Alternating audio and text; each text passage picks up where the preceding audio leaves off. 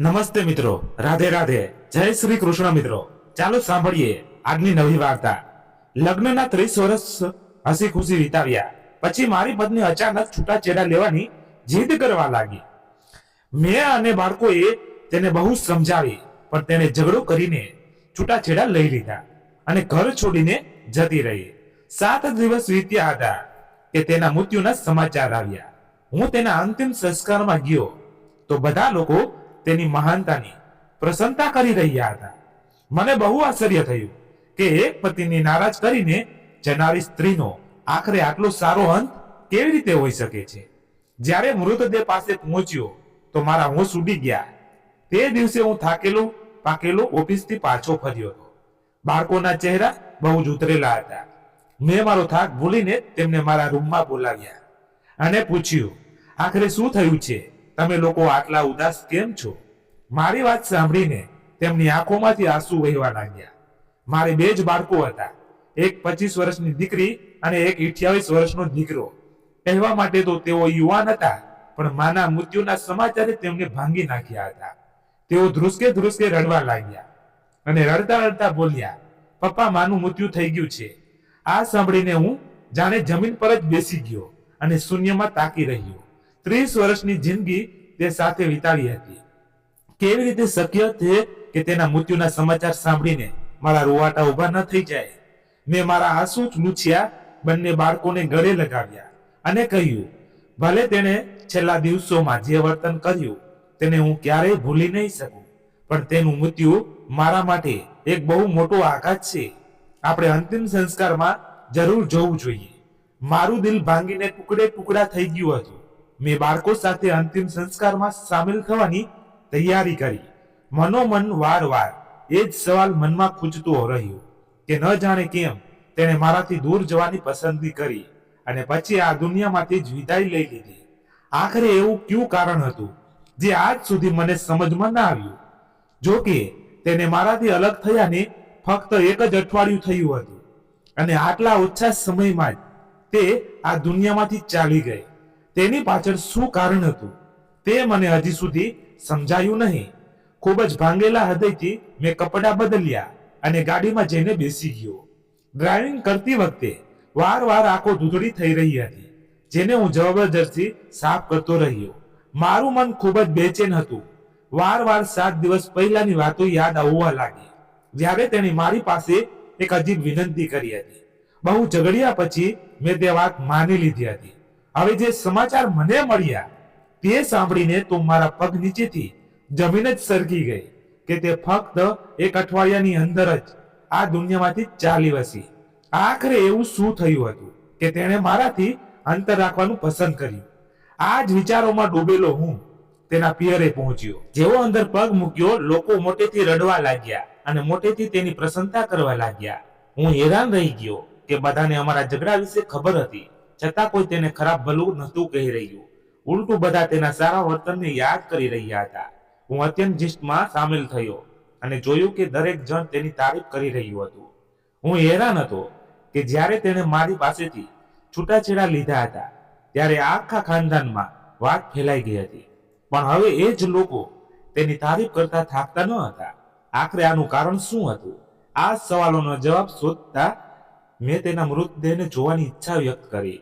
જેવો હું ત્યાં પહોંચ્યો, કોઈકે મને અવાજ દઈને રોક્યો અને એક વસ્તુ મારા હાથમાં પકડાવી દીધી. તેને જોઈને મને બધી જ વાત સમજાઈ ગઈ કે આખરે તેણે મારી સાથે આવું વર્તન કેમ કર્યું હતું. હું ત્યાં જ બેઠો બેઠો ફાટી આંખે તે વસ્તુને જોતો રહ્યો. વિચારવા લાગ્યો કે આ શું થઈ ગયું? હું મારા ભૂતકાળમાં ખોવાઈ ગયો. મારો ભૂતકાળ અત્યંત દર્દનાક અને કડવી હકીકતોથી ભરેલો હતો અને આ કડવી સચ્ચાઈ છેલ્લા 1 અઠવાડિયામાં મારી જિંદગીમાં આવી હતી, જેને મારી દુનિયા ઉજાડી નાખી હતી. હું ત્યાં બેઠા બેઠા તે તમામ દ્રશ્યો વિશે વિચારવા લાગ્યો. હવે હકીકત મારી સામે હતી. મને ખબર પડી ચૂકી હતી કે પોતાના પતિને નારાજ કરનારી સ્ત્રી સાથે પણ આટલું સારું વર્તન કેવી રીતે થઈ ગયું. જ્યારે મને સચ્ચાઈની ખબર પડી ત્યારે મારું હૃદય જોર જોરથી ધડકવા લાગ્યું. મેં ત્યાં જ બેસીને મારું માથું ઘૂંટણમાં છુપાવી દીધું અને ભીની આંખો સાથે તે તમામ યાદોને યાદ કરવા લાગ્યો, જેમાં એક હકીકત છુપાયેલી હતી, પણ મારી નજરોથી તે ઓઝલ રહી. મારું નામ શ્રીકાંત છે. હું મારા બાપનો સૌથી મોટો દીકરો છું. મારા પછી 3 બહેનો છે અને એક નાનો ભાઈ. જ્યારે હું 10 વર્ષનો હતો ત્યારે મા વિધવા થઈ ગયા હતા. પિતાજીનો ચહેરો મને થોડો યાદ છે, પણ પૂરી રીતે તે મારી યાદોમાંથી ભૂસાઈ ગયો છે, કારણ કે તે સમયે એટલી સમજ ન હતી. ભાન ત્યારે આવ્યું જ્યારે માએ મને કહ્યું, હવે ઘરની બધી જવાબદારી તારા ખંભા પર છે. તે વખતે મારી ઉંમર ફક્ત 12 વર્ષની હતી.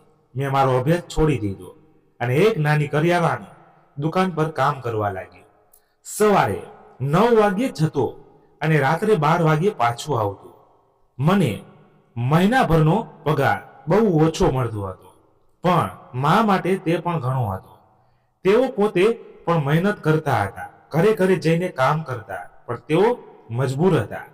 આ રીતે તેમના કામ મને મારી દુકાનની નોકરીથી અમારું ગુજરાન ચાલવા લાગ્યું.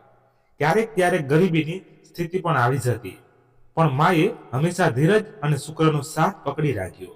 એટલે આ સમય પણ પસાર થઈ ગયો. દિવસો વીતતા ગયા. મારા માલિકે જ્યારે જોયું કે હું ઈમાનદાર અને સારો છોકરો છું, તો તેમણે મને પોતાની મોટી દુકાનમાં મોકલી દીધો, જ્યાં મારો પગાર વધારી દેવામાં આવ્યો.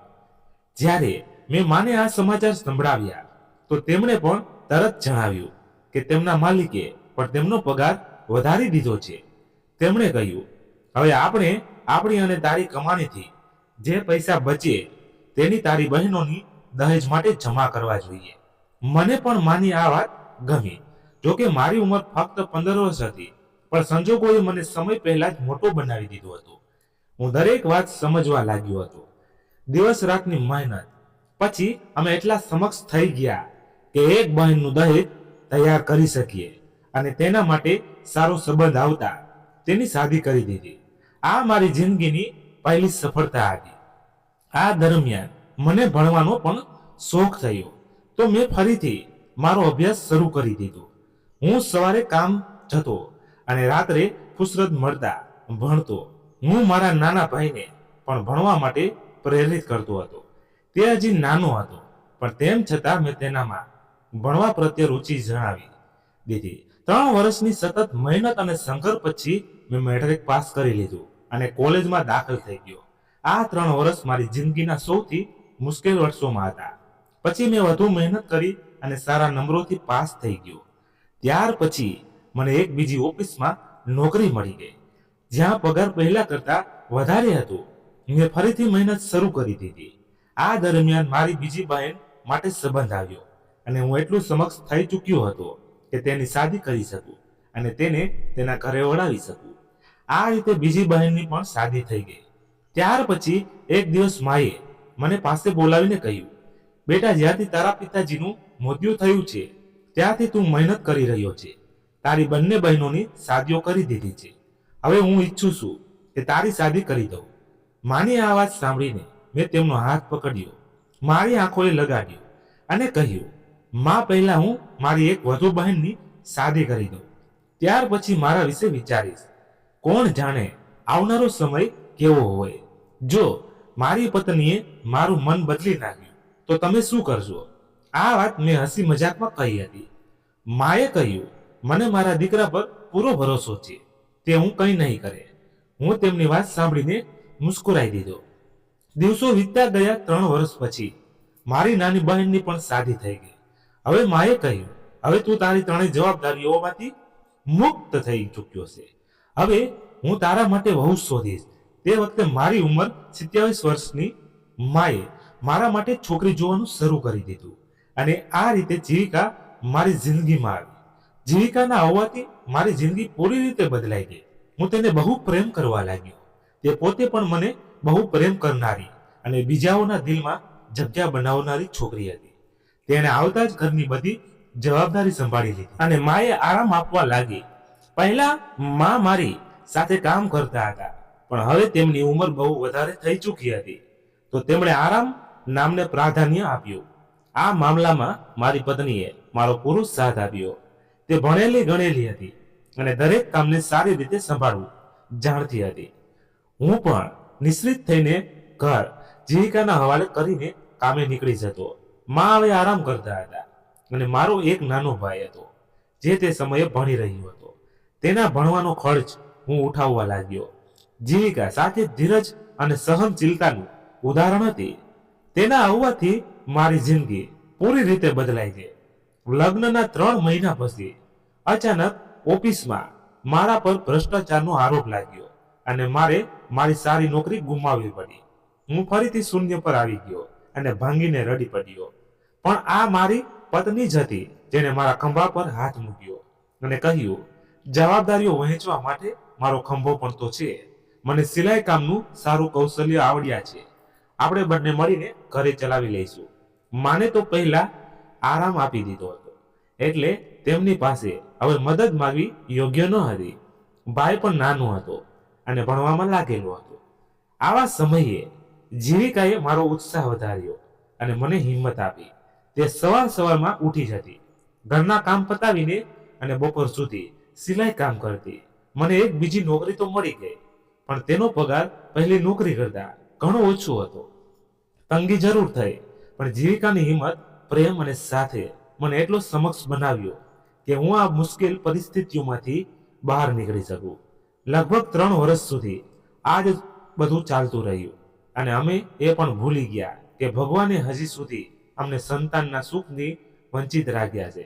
3 વર્ષ પછી અચાનક પિતાજીના એક જૂના મિત્ર મળવા આવ્યા. તેમણે મને જોયું અને ગળે લગાવી લીધો. કહેવા લાગ્યા, તારા પિતાજીએ જ્યારે તું નાનો હતો ત્યારે મારી સાથે વાયદો કર્યો હતો કે હું તને મારી ઓફિસમાં જગ્યા આપીશ, અને મેં હા પાડી હતી. હવે વાયદો નિભાવવાનો સમય આવી ગયો છે.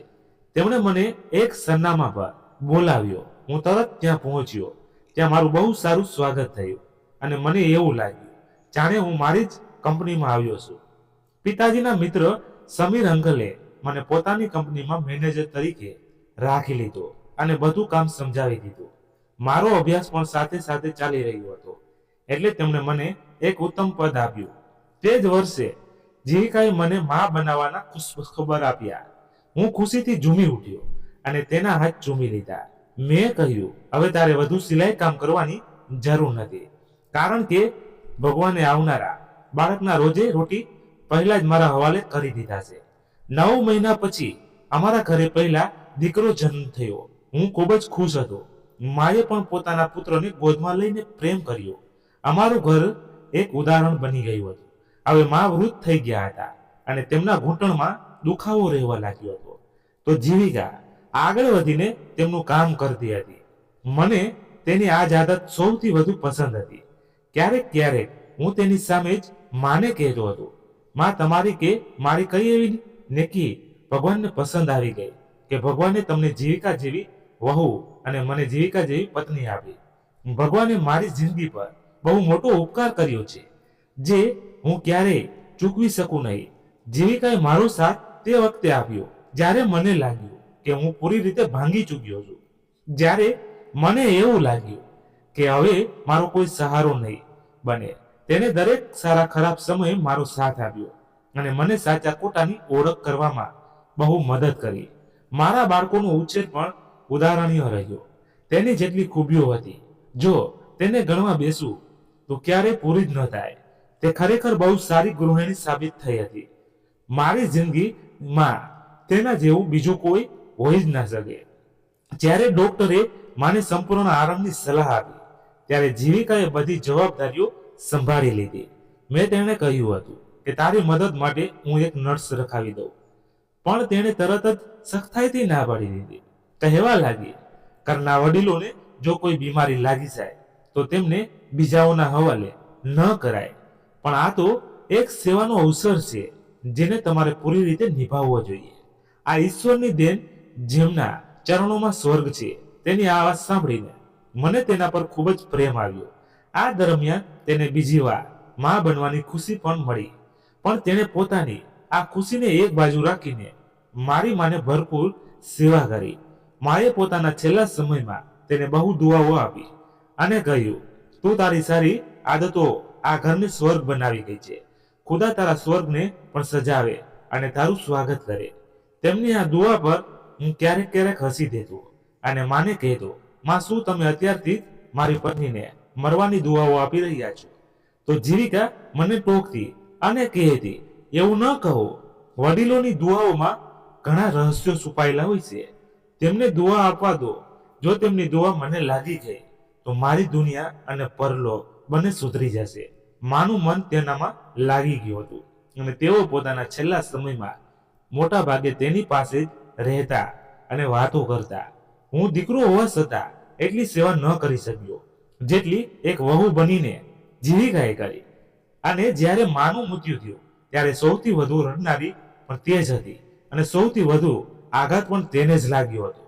કારણ કે માની તેને આદત થઈ ગઈ હતી મારી મા સાથે રહેવાની અને તેમની સાથે વાતો કરવાની આદત હતી. પણ હવે અચાનક તેમનું આ દુનિયામાંથી ચાલ્યા જવું મારા માટે બહુ મોટો આઘાત હતો. ઘરમાં બિલકુલ શાંતિ અને સુનકાટ છવાઈ ગયો. મારી પત્ની પણ ઘણી હદ સુધી ચૂપ અને ગંભીર રહેવા લાગી. મેં તેને દિલાસો અને સાંત્વના આપી કે બધું ઠીક થઈ જશે. મારા મૃત્યુની તેના પર ઊંડી અસર થઈ હતી. આ દરમિયાન અમારે ત્યાં બીજા બાળકનો જન્મ થયો. અમારી દીકરી, તેના આગમનથી તેનું ધ્યાન વહેંચાઈ ગયું અને મેં તેનો શુક્ર માન્યો. નહીતર તે દરેક સમયે ગમગીત રહેતી હતી. તેને આમ ચૂપ જોઈને હું પોતે પણ અંદરથી શરમ અનુભવતો. દીકરીના આવવાથી તેની જિંદગીમાં વ્યવસ્થા વધી ગઈ હતી અને તે બાળકોના ઉછેરમાં પૂરી રીતે લાગી ગઈ હતી. દિવસો પસાર થતા ગયા.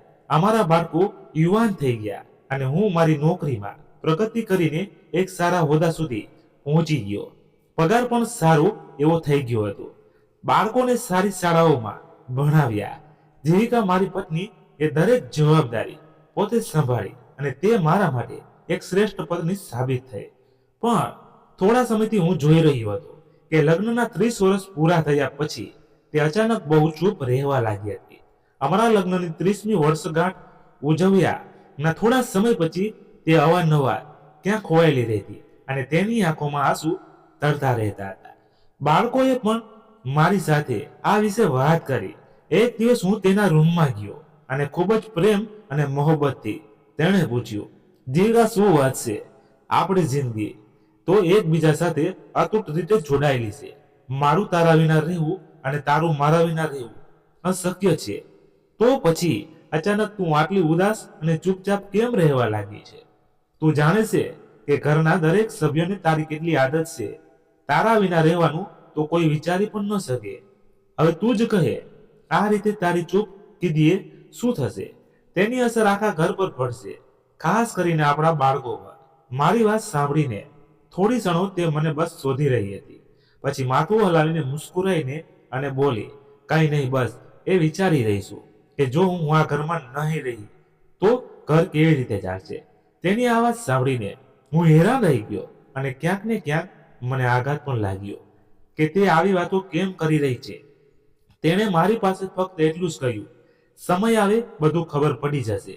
મને લાગ્યું મેં જિંદગીમાં દરેક વસ્તુની જવાબદારી તેના પર જ નાખી દીધી છે. એટલે મેં બાળકો પાસેથી પરવાનગી લઈને તેને ઉત્તરીય વિસ્તારોની સહેલ પર લઈ જવાનો કાર્યક્રમ બનાવ્યો. પણ જેવો તેણે મારો કાર્યક્રમ સાંભળ્યો તે નારાજ થઈ ગઈ. કહેવા લાગી, મારી પરવાનગી વિના તમે આ નિર્ણય કેવી રીતે લઈ શકો છો? હું તમારી સાથે ક્યાંય નથી જઈ રહી. સાથે તેણે મારી પાસે એવી માંગ કરી દીધી જેને સાંભળીને ન ફક્ત હું પણ મારા બાળકો પણ હેરાન રહી ગયા.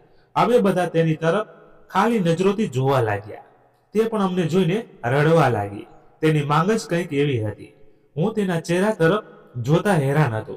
મેં પૂછ્યું, તું શું કહી રહી છે? તે સાચું છે. તેણે ફરી એ જ વાત દોહરાવી. કહેવા લાગી, લગ્નના 30 વર્ષોમાં મેં બહુ બલિદાન આપ્યા છે. હવે હું મારી એક અલગ જિંદગી જીવવા માંગુ છું. તમને જિંદગીની દરેક ખુશી આપી, દરેક પ્રસંગે તમારો સાથ આપ્યો. હવે બસ એક છેલ્લી ઈચ્છા છે. બલકે સમજી લો, આ તમારી સાથે વિતાવેલા સમયનો એક ભેટ છે જે હું તમારી પાસેથી લેવા માંગુ છું. હું તમારી પાસેથી છૂટાછેડા માંગુ છું. આ સાંભળીને હું ત્યાં જ ઊભો રહી ગયો અને જાણે બેસી પડ્યો. શું કહે? તેની તરફ જોયું અને કહ્યું, જીવિકા, તું ભાનમાં છે? આ તું શું કહી રહી છે? તેણે પોતાના આંસુ લૂછ્યા અને કહ્યું, હું બિલકુલ ભાનમાં છું. હું હવે તમારા લોકોની પાસેથી રહીને મારી જિંદગી વધુ બરબાદ નથી કરી શકતી. શું જિંદગીની ખુશીઓ ઉપર મારો કોઈ હક નથી? મેં મારી આખી જિંદગી પહેલા તમારા માટે, પછી તમારી મા માટે અને પછી બાળકો માટે કુરબાન કરી દીધી. મારું પોતાનું કોઈ અસ્તિત્વ જ નથી બચ્યું. હવે હું મારા માટે જીવવા માંગુ છું અને તેના માટે જરૂરી છે હું તમારા બધાથી અલગ થઈ જાઉં. મેં આગળ વધીને તેને ગળે લગાડવા ચાહ્યું. કહ્યું, તારી તબિયત ઠીક નથી, હું તને દવા અપાવી દઉં છું. જો તું ડિપ્રેશનમાં છે તો હું પૂરી રીતે તારી મદદ કરીશ, પણ પોતાને મારાથી આમ અલગ ન કર. બાળકો હવે યુવાન થઈ ગયા છે. બાળકોને દરેક સમયે મા બાપની જરૂર હોય છે. ત્યાં હું વિચારું, પણ કેવી રીતે તેને પોતાને મારાથી અલગ કરી અને કહ્યું, જ્યારે મેં મારી પૂરી જિંદગી તમે લોકો માટે કુરબાન કરી ત્યારે બધું ઠીક હતું. હવે જ્યારે હું મારા માટે કંઈક માગી રહી છું તો તમને લોકોને ખરાબ લાગી રહ્યું છે? શું મારા બલિદાનનો આજ બદલો મળ્યો છે? 3 દિવસ સુધી તે મારી પાસે વારવાર એ જ માંગ કરતી રહી અને હું તે 3 દિવસોમાં પોતાને જાણે અંગારા પર ચાલતો હોઉં તેમ અનુભવી રહ્યો હતો. મને સમજાતું નહોતું કે તે આ હુકમ ઈચ્છી રહી છે. તેને કારણ પૂછતો હતો. તે કહેતી, કારણ મારા અને ભગવાન વચ્ચે જ છે. હું અહીં રહેવા જ નથી માંગતી. તો પછી તમે લોકો મને મજબૂર કેમ કરી રહ્યા છો? મેં તેને દુનિયાના ડર બતાવ્યા, સમાજની વાતોનો હવાલો આપ્યો. મેં કહ્યું, વિચારો લોકો શું કહે છે. લગ્નના 30 વર્ષ પછી છૂટાછેડાનું શું કારણ હોઈ શકે? લોકો તારા ચરિત્ર પર આંગળી ઉઠાવશે. જો તને મારાથી કોઈ ફરિયાદ છે તો મને કહે, હું તેને દૂર કરી દઈશ, પણ આ રીતે મારાથી અલગ ન થા. તેની આ વાતો સાંભળીને મારું મગજ શૂન્ય થઈ ગયું. જો હું તે વખતે ધ્યાન આપતો તો સમજી જા કે તે પહેલા કરતા ક્યાંક વધુ નબળી થઈ ચૂકી હતી. તેની આંખો નીચે ઘેરા કાળા કુંડાળા બની ચૂક્યા હતા. તે દરેક સમયે માથે દુપટ્ટો ઓઢી રાખતી અને ન જાણે કેમ દિવસે ને દિવસે દુબળી થતી જઈ રહી હતી. જો હું તેના કહેલા શબ્દોથી હટીને તેની હાલત પર ધ્યાન આપતો તો કદાચ અંદાજો આવી જાય. મારા બાળકોએ પણ મારું ધ્યાન આ તરફ દોર્યું હતું, પણ હું તો બસ તેને રોકવાની કોશિશ કરતો રહ્યો. મેં તે રોકવા માટે દરેક શક્ય કોશિશ કરી, અહીં સુધી કે તેના પગમાં પડી ગયો, પણ તેણે આ કહીને મને પાછળ હટાવી દીધો. આ મારી જિંદગી છે અને હું જ તેનો ફેસલો કરીશ. હવે હું કોઈની ભાવનાત્મક બ્લેકમેલિંગમાં નહીં આવું. હું એ જ કરીશ જે મારું દિલ ચાહે છે. તમારી પાસે ફક્ત 2 કલાક છે. જો આ 2 કલાકમાં તમે મને છૂટાછેડા નહીં આપ્યા તો હું અદાલતમાંથી ખુલ્લા લઈ લઈશ. તેની આવાજ સાંભળીને મને એવું લાગ્યું જાણે કોઈએ મારો જીવ છીનવી લીધો હોય. મેં તરત જ તેને છૂટાછેડા આપી દીધા. તે ચૂપચાપ પોતાનો સામાન બાંધીને ચાલી ગઈ. હું બસ તેને જતી જોતો રહ્યો અને કંઈ પણ ન કરી શક્યો. બસ હાથ કસતો રહ્યો. બાળકો મને વળગીને ખૂબ રડ્યા. કહેવા લાગ્યા, પપ્પા, તમે આ શું કરી દીધું? માને પોતાનીથી જુદા કેમ કર્યા? તમારે આવું નહોતું કરવું જોઈતું. બાળકો બહુ પરેશાન થઈ ગયા હતા. 3 દિવસ પછી તેઓ પોતાના અભ્યાસમાં વ્યસ્ત થઈ ગયા, પણ મારી હાલત એવી હતી જેને કોઈએ મારા શરીરને ગાથી ભરી દીધું હોય અને તેના પર મીઠું છાંટી દીધું હોય. દરેક સમયે આખા શરીરમાં બળતરા અનુભવાતી હતી. મારા દિવસ રાત હવે જાગતા જ પસાર થવા લાગ્યા. ઓફિસમાં પણ મારી કાર્યક્ષમતા પર અસર થવા લાગી. આમ મારી નિવૃત્તિમાં ફક્ત 3 મહિના જ બાકી હતા. હું નહોતો ઈચ્છતો કે છેલ્લા સમયે કંઈક એવું થઈ જાય જેનાથી મારી રિટાયરમેન્ટ અને પેન્શન પર કોઈ અસર પડે. ઘરમાં અજીબ વીરાની છવાઈ ગઈ. રોનક જતી રહી. જીવિકાના જવા સાથે જાણે બધું જ ખતમ થઈ ગયું હતું. હું તેની પાછળ ન ગયો અને એ ઇંતજારમાં હતો કે કદાચ ક્યારેક તે પોતાના ફેસલા પર પસ્તાય, પણ મને શું ખબર હતી કે પસ્તાવો તો મારે કરવો પડશે. પૂરો 1 અઠવાડિયો વીતી ગયો. એક દિવસ જ્યારે હું થાકેલો પાકેલો ઓફિસેથી ઘરે આવ્યો તો બાળકો મને વળગીને રડવા લાગ્યા. કહેવા લાગ્યા, પપ્પા, માનું મૃત્યુ થઈ ગયું છે. આ સમાચાર સાંભળતા જ મારા શ્વાસ જાણે થંભી જવા લાગ્યા. હું તરત અંતિમ સંસ્કાર તરફ દોડ્યો. બાળકો પણ મારી સાથે હતા. જ્યારે ત્યાં પહોંચ્યો તો લોકો તેની ખૂબ જ તારીફો કરી રહ્યા હતા. ભગવાનના નામનો જાપ ચાલી રહ્યો હતો. મને આ બધું સાંભળીને શંકા થઈ. આ કેવી રીતે હોઈ શકે? હું તેને બહુ પ્રેમ કરતો. તેની જુદાઈનો મને ખૂબ અફસોસ હતો. એવું લાગી રહ્યું હતું જાણે કોઈએ મારા દિલના હજારો ટુકડા કરી દીધા હોય. પણ મારા મનમાં એ વાત પણ હતી કે એક પતિની અવગણના કરનારી સ્ત્રીની લોકો આટલી તારીફો કેવી રીતે કરી રહ્યા છે. અચાનક મેં જીવિકાને છેલ્લી વાર જોવા માટે પગલાં ભર્યા. ત્યારે ત્યાં જ હાજર તેની ભાવીએ મારા હાથમાં એક કાગળ પકડાવી દીધો. મારી નજર જીવિકાના ચહેરા પર પડી. તે પૂરી રીતે પ્રકાશિત ચમકી રહ્યો હતો. તેનો ચહેરો બહુ જ રોશન અને શાંત લાગી રહ્યો હતો. આ જોઈને મારું દિલ એકદમ શાંતિથી ભરાઈ ગયું. જેવો મેં તે કાગળ ખોલ્યો અને વાંચવાનું શરૂ કર્યું, તેમાં લખ્યું હતું, મારા પ્રિય પતિ, જિંદગીની એક કડવી હકીકતની મને આજે જ ખબર પડી. આ હકીકત એટલી દર્દનાક છે, ઈચ્છવા છતાં તેને નકારી નથી શકતી. ડોક્ટરે મને એક એવી બીમારી વિશે જણાવ્યું છે, એક વાયરસની જેમ ફેલાય છે અને માનવ શરીરને ખરાબ રીતે અસર કરે છે. આ બીમારી દર 100 માંથી કોઈ એકને થાય છે અને જેને થાય છે તેનું આખું ઘર પણ તેની ઝપેટમાં આવી શકે છે. અહીં સુધી કે મૃત્યુ પણ થઈ શકે છે. જ્યારે મને આ બીમારીની ખબર પડી ત્યારે જ મેં જાણી જોઈને તમારી સાથે લડાઈ ઝઘડો કરવાનું શરૂ કરી દીધું, જેથી હું પોતાને તમારામાંથી અલગ કરી શકું. તમારી અને બાળકોની જિંદગી મને બહુ પ્રિય હતી. મેં તમારી સાથે ક્યારેય નફરત નથી કરી અને ન તો મારી જિંદગીમાં એવો કોઈ બીજો પુરુષ હતો જેના માટે તમને છોડ્યા. બસ આ બીમારી જ હતી જેણે આપણને જુદા કરી દીધા. ડોક્ટરે જણાવ્યું કે જેમ જેમ સમય પસાર થશે આ બીમારી ફેલાતી જશે. 1 મહિનો વીતના અગઝરના બાકી લોકો પણ તેની ઝપેટમાં આવી શકે છે. આ બીમારીનો અત્યાર સુધી દુનિયામાં કોઈ ઈલાજ નથી. તેમાં સૌથી પહેલા માણસની ચામડી ખરી પડવા લાગે છે, પછી તેનું માંસ ચડવા લાગે છે અને તેમાં કીડા પડી જાય છે. આ ચેપ બીજાઓ સુધી પણ ફેલાઈ શકે છે. આ જ કારણે મેં તમારી પાસેથી છૂટાછેડા લઈને એક વિરાન જંગલમાં એક ઝૂંપડીમાં રહેવાનું શરૂ કરી દીધું. ત્યાં જ મારું મૃત્યુ થઈ ગયું. મને પૂરો વિશ્વાસ છે કે મારું મૃત્યુ પછી આ પત્ર તમને મળશે. મને માફ કરી દેજો. જેટલી પણ તકલીફો મેં તમને આપી તેનો મને બહુ અફસોસ છે.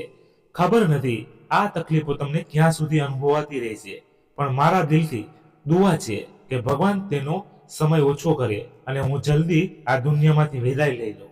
તમારાથી દૂર થયાને આજે 3જો દિવસ છે અને હું આ પત્ર લખી રહી છું. આશા છે આ તમને મળી જશે અને તમે મને માફ કરી દેશો. આ પત્ર વાંચતા જ હું મોટેથી રડવા લાગ્યો.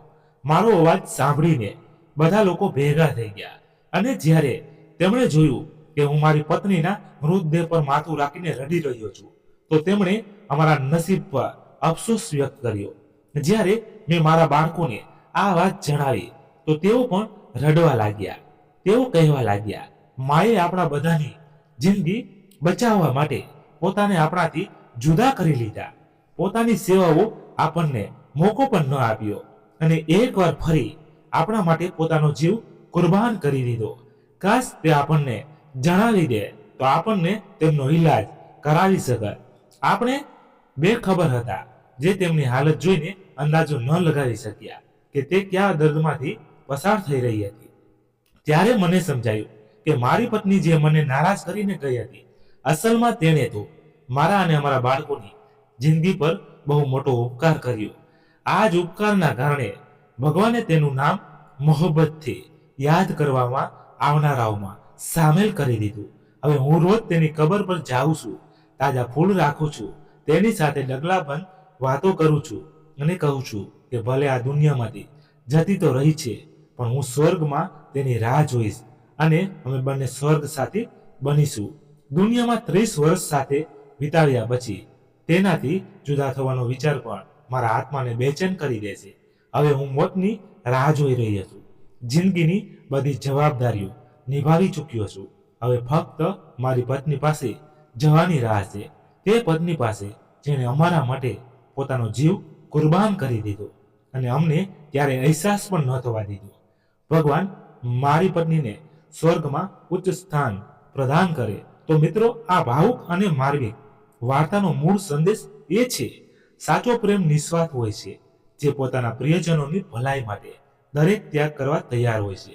કોઈના બલિદાન અને પ્રેમને સમયસર સમજવું અને સહારા કરવી જરૂરી છે, કારણ કે અવારનવાર આપણે આપણા પ્રિયજનોનું ભાવનાઓ અને દર્દને ત્યારે જ સમજી શકીએ છીએ જ્યારે તેઓ આપણી સાથે નથી હોતા. સાથે એ પણ શીખવે છે કે પ્રેમ અમર હોય છે, તે મૃત્યુની પાર પણ જીવિત રહે છે. મિત્રો, આ હતી આજની વાર્તા. તો તમારો અભિપ્રાય કમેન્ટ બોક્સમાં જરૂરથી જણાવજો. વાર્તા પસંદ આવી હોય તો લાઈક કરી તમારા મિત્રો સાથે શેર કરજો. અન્યથા આવી જ વાર્તા સાંભળવા માટે ચેનલને સબસ્ક્રાઇબ કરો. ધન્યવાદ. ફરી મળીએ નવી વાર્તા સાથે. ત્યાં સુધી તમારા મિત્રો સાથે ખુશખુશાલ રહો. જય હિન્દ, જય ભારત.